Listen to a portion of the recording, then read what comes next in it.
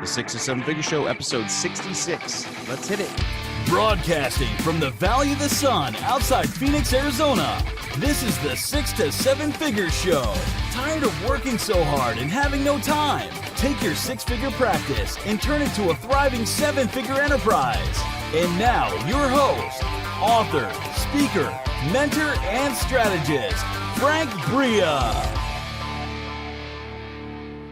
Hey everyone, welcome to the 6 to 7 Figure Show. I'm your host, Frank Bria, and today I am absolutely thrilled to be joined by the amazing, vivacious, lovely Haley Burkhead.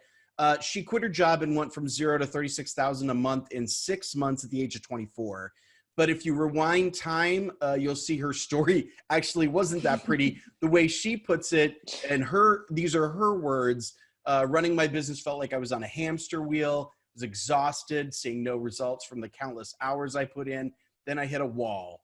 My health failed, and I was forced to reevaluate how I ran my business and my life. Learning from my mistakes, I now specialize in the art and science, behind growing a simple automated business that creates consistent income, all while allowing you having the freedom to work when you want and not just because you have to. Haley, welcome to the show. Thank you. So what an introduction, man. Oh man. Thank you. Vivacious. I love that word. Yes, absolutely. And this, we were kind of joking before the recording started, but this is kind of, this is your brand. Like you live a very free lifestyle. You do what you want, you make things happen. You've got a great team that supports you.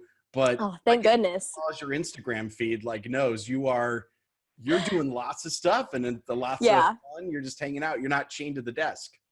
Yeah, no, I'm not much of a desk worker. Not my strength. I joked with Frank. I said I'm the person that'll show up to with a spaghetti stand on my t-shirt to a meeting. I'm very scattered, but I think most of us visionaries are. I think most of us visionaries are very scattered people. We don't like organization. We don't like being delegated to. We like delegating, so you can, I was just having a conversation with a friend this morning about that and said, sometimes we see this as oh man, all of our shit's not together. But in reality, that's the strength of a visionary. Yeah, absolutely. And I think there's really a strong correlation between having that visionary skill set and actually looking sort of that disorganized. I mean, these two things are related. And I think it's because you're thinking about big picture stuff. You're thinking about vision. You're thinking about long-term and these small details, not a detail person. I laugh about that because I've totally done that before. My kids basically wouldn't let me leave the house for a while without inspecting my clothes. That's what I get for having 3 daughters. I love it. We kind of are simplifying a little bit because one of the things that I know you talk a lot about is having the right business process and the business model that allows you to do what you do. Can you talk a little bit about the business model that you help the entrepreneurs who work with you create that allows them to have that kind of freedom of lifestyle? Yeah. So my high ticket offer is recurring profit, and that model is teaching them the evergreen model. We do not live launch. So a lot of people online, which I don't think that there's a right or wrong. I want to preface this with, I don't think there's a right or wrong way to run a business. I don't think that my way is better.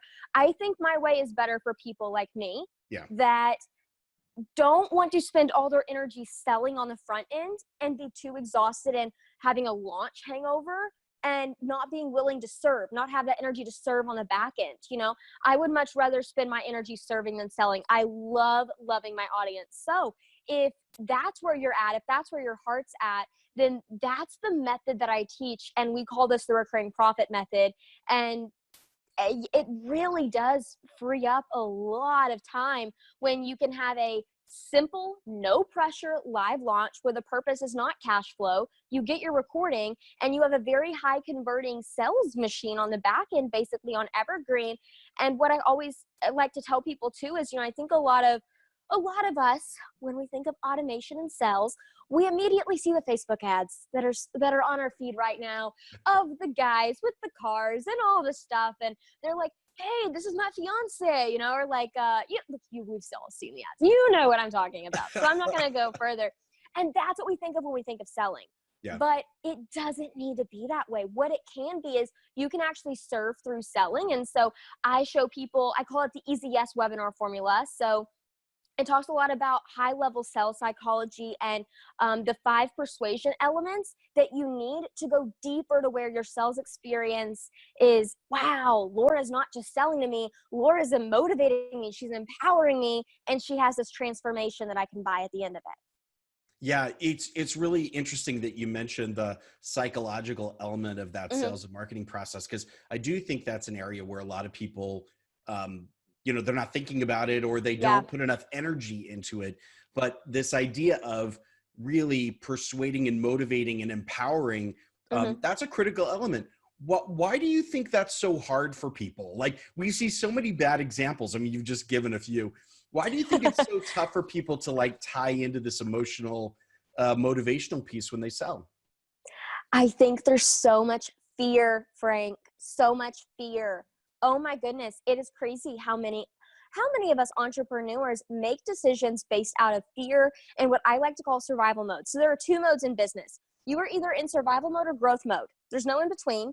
And once you get to growth mode, that doesn't mean something's not going to trigger you and put you back in survival mode. So what survival mode looks like is whenever you're constantly afraid, whenever you have anxiety, whenever you have shame around something in your business, or scarcity mindset of everything is a cost versus an investment, that type of thinking is survival mode. You're just wanting to survive.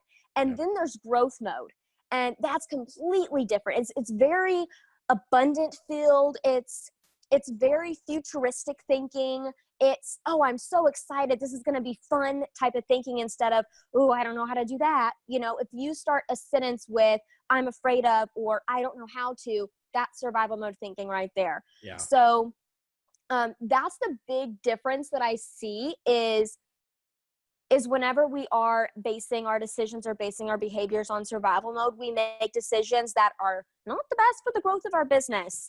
And we're losing typically tens of thousands of dollars. And I say that amount because that is the amount that I have lost. I have lost tens of thousands of dollars in just the past 365 days on survival mode thinking. It can be dangerous and very expensive.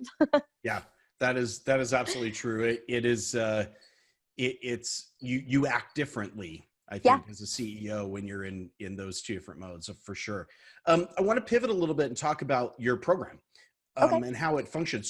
So first of all, what's the program dedicated to? Who you working with? What does it do? Yeah. So thanks to Frank, by the way. Oh my goodness. I want to just tell you, I don't want to come, it's not that I'm coming across as perfect and polished at all, but man, this process was messy to get to. So right now, I'll say the end result and then I'll tell you how I got here. So Recurring Profit helps service-based entrepreneurs phase out their clients to create consistent 10K plus months with their course or membership site using an evergreen funnel. So that's our transformation sentence. But I resisted that sentence so hard. It took me over 6 hours at an in-person workshop. Like, this wasn't just like 6 hours of me thinking. This was 6 hours of Frank going, Haley, stop. No, Haley, like this, it was bad. I was resisting it. I was so afraid of saying a specific amount of money people would make. Now that I've gotten that specific, we had someone have a $42,000 launch within 45 days of the program because they had a metric in mind. Like, it's crazy. So just like a shout out there. But yeah, so that's what we do. That's what our program is. That's awesome. And what are the steps essentially that people need to do? This is a fascinating concept that you're talking about phasing out clients and moving them into sort of a recurring revenue model. I would assume that sentence scares some people a little bit. It does. Yeah. We get a little bit of a freak out on sales calls. Like, okay, let me hyperventilate for a second. Yeah, for sure. It makes the sales call process very interesting. But we take them through 5 phases. So the first phase is a lot of conversion-centric messaging. So we call phase 1 your scalable offer. So we have to make sure that your offer is scalable. What I mean by that is this is tailored towards a small audience. So if you have a small audience, you don't have people to buy from on your, you don't have a 20,000 Instagram following, right? Yeah. Or even if you have a big audience, you want to beat your people over the head with your offer 24/7. So whatever audience size you do, that's why we put you through phase 1, which is conversion centric marketing. That way, let's say your name's Laura and Susie's over here gives you money. Susie's never met Laura. So what Susie wants to do is Susie wants to give Laura the money, but she doesn't know Laura. She doesn't trust Laura. So in phase 1, you craft messaging on how to talk to Laura to give you the money in her hand and be really excited and smile afterwards because she's super excited, even though Stacy or whoever, what her name was, hasn't met Laura. So that's what we do during phase 1, and it is powerful. But people overlook this. So Yeah. it's really hard to message simple things that people don't think they need. So we have to make a lot of visuals and analogies of this is how this leads to more money. I promise, just trust me. Phase 2 is the easy yes webinar formula that I talked about earlier. We create a webinar through Sales Psychology. And then phase 3 is live launching. We don't do high pressure launches. It's very simple, to the point, very scrappy. I give you copy and paste spreadsheet access to that. And then you live launch. Phase 4 is go evergreen. That takes less than 24 hours. And then phase 5 is the funnel growth series. That's where we actually, this would be cool. I think a lot of you guys would love this idea. So whenever you get to a fork in the road, which we found when we had beta, we got in the fork in the road of our high ticket and they got stuck. They were like, okay, they had their funnel up, but then what? Like, I gave them over 10 lead injection strategies and I said, choose 2. Like, how do I know which to choose? They overthought the whole process. What if I choose the wrong one? Then I won't make money. All the overthinking typical things. And so what we did, our idea was, let's make a quiz. So we now have a quiz that they take at this stage that tells them what direction to go. And this saves us a lot of time on customer support emails, let me tell you. I bet.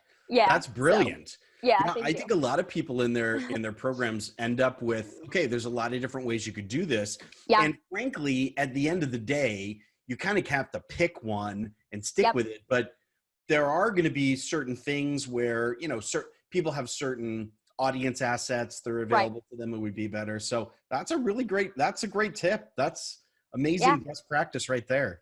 Mm-hmm. That's terrific. So I love when you talked earlier about launch hangover and how this sort of solves that problem. Yes. And kind of getting that pushed out there.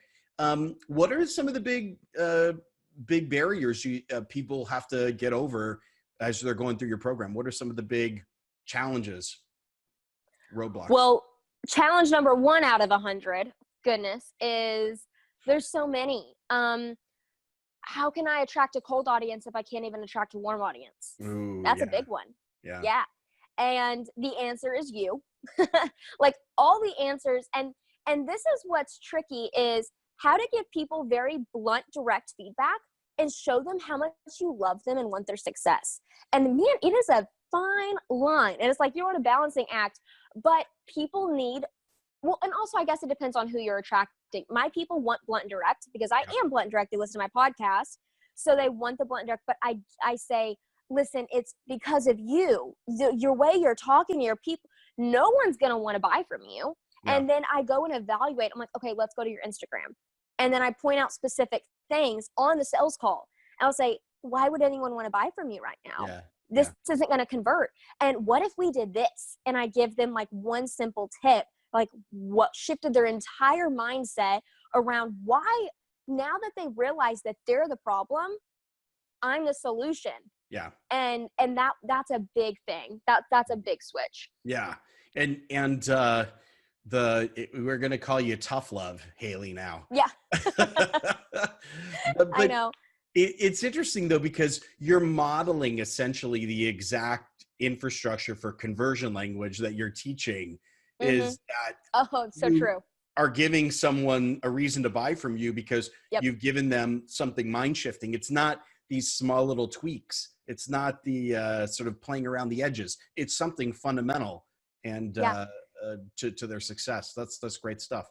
The program itself, how long does it run for? So the program runs for 12 months. Okay. Yeah, 12 months. Great. And you have had a lot of people go through this program. Tell me, what are some of the things that you've put in place on the back end to allow you to basically work with these folks? Because this is also something you teach, but again, and I know this is sort of like a fake interview question because I know you do this really well, but I'd love for you to share with the audience, like, what are some of the things that you've put in place, because you're operating at scale fundamentally. Oh yeah. Okay. No, totally. We are. And I want to say, so we started beta this program 3 or 4 months ago. I took over 60, 70 sales calls in 2 weeks. It was crazy. I got on the phone with Frank and I said, I am miserable. And he said, that is normal. He's like, you need to put break buffers in there, which I wasn't. I was like 8 hours straight of sales calls. It was so draining. But we ended up making like $300,000 or $400,000 in 2 weeks. Well, not immediately, but like, with all the payment options comes. So it was great. And we ended up getting 35 starter people in there, something along those lines. It's like, okay, well, let's do this. And so we did, and it was great. And then I had the idea, typical, here comes scatterbrained Haley over here. Oh, someone just DM me. Let's just tack them on in. And even though we have a beta group and they're going to be behind, let's just tack them on in. Other people are behind, it's fine. And so before you know it, 2 months later, now we have like 60 people in there. And I've doubled it because I just attracted those. I don't even know how it happened. We do not have an evergreen system right now. And it's been great though. It's been great. So this is how we were able to support that many people. First, team culture. If you have a team, your culture has to be so customer centric. So our motto is, we ask ourselves this question: do they feel heard, seen, appreciated, and loved? And if they do not, how can we make that happen?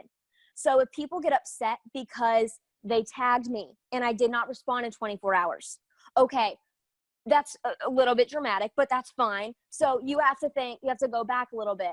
Okay, what do they feel right now? They feel unseen. How can we set a better expectation of, Haley's life does not revolve around the Facebook group 24/7. And then that's on us. That's on us. We did not set that expectation clearly. So that is one thing that helps me pivot decisions is, am I setting clear expectations? Sometimes I'm not. And sometimes we fix that. Easy pivot, right? And then other times is, sometimes things happen in the program. I mean, it always will. Things happen. And it's not actually about what happened. It's not actually about the fact that I missed a tag. It's because they feel a certain way about that happening. So you just have to counteract that, and it usually goes to a neutral situation. So that's just the emotion side of it. So many emotions in a high ticket offer because they're spending a lot of money, very emotional, which is normal. And you take on all the emotions. You want to accept them and make them feel open. The second is the operational standpoint, which I geek out on. So what we did for this is, I'll just go from the very beginning. And feel free to copy and paste this, guys, because it is really working for us right now. So we have the fitting call. They onboard, right? Actually, let me go. Do your people have sales calls yet? We have sales calls? Yeah, they'll have sales calls. Yeah. Mm-hmm. Okay, then let me do it from the standpoint of a sales call. Right. So let's say they get on a sales call with someone else, not even me. They get on a sales call with someone else, which we just now implemented. I send them a personalized welcome video because they're buying for me. And you know, people say the face is not the brand. The face is the brand. Let's be honest. So they're spending $9,000. I'm going to give them a 30-second welcome video. Everything doesn't have to be automated. So I send them a welcome video, and then we have specific steps. So the first step is they have to fill out an accountability workbook. We split up the program and this was actually off of what Frank says, it's ringing the bell. So we say that we call them just homeworks. We don't say ringing the bell. So we say homework. So there's different homework segments you get to within each phase of the program. So in each homework, they actually have to put the date of when they want to accomplish it within the next 90 days. So we have this as an Airtable form. They submit this to us, and we have a full-time salary person checking this every day and following them up if they do not hit their date. If they do not give us that homework assignment on October 12th, you better believe Ashley or Shelly is going to be in their Facebook Messenger, attack them in the Facebook group on the thread and say, hey girl, I saw you didn't turn your webinar slides in. Is there anything we can do? Yeah. Can I submit a question for the weekly call to Haley for you? And that way it goes that we're going above and beyond for them, you know? Yeah. And not a lot of high ticket has accountability like that. No, And for sure not. people get really disappointed. So, and do we do this perfectly because we scaled so fast? Heck no. We have missed, I think there are 3 things that I'm thinking of right now. Like sometimes we miss it. But that's just a matter of, that's just scaling a business. And then you figure out how to pivot and make that person feel special. So yeah, know that like everything's not perfect all the time, but just take action, get messy and do it. You know So what, the though? I accountability would workbook. say you're doing it perfectly because you have a feedback loop in place that helps you Ooh. learn. Like that's the Good definition reframing. of perfect execution. It's not like literally checking off every box every time. It is learning and constantly improving. Like you're never there, you know. Ooh, I love that. There. Yeah. That's a mic drop moment right there. Mic drop. There you go. I want to go back to the first thing you said, because that's incredible and it's huge value. Like you've just opened up a huge window for a lot of people, which is focusing in on that emotional response for people because they feel very invested, both financially and emotionally in the outcome. The fact that you guys have a like a customer, I mean, this is essentially a customer success program in place where you're following up on all that stuff and you're able to hit all of these concerns, these emotional sort of outbursts that happen anytime you've got a bunch of clients. That's brilliant. And I've always said this over and over again. Like if someone comes to you and says, you know, I didn't get responded to fast enough, or I didn't get this fast enough, it's always, I'm not getting value out of the program, or I don't feel like I'm getting value. Yes. And as soon as you go, let me get this right. Like if you were getting clients right now, you kind of wouldn't care if Haley got back to you in 24 hours, right?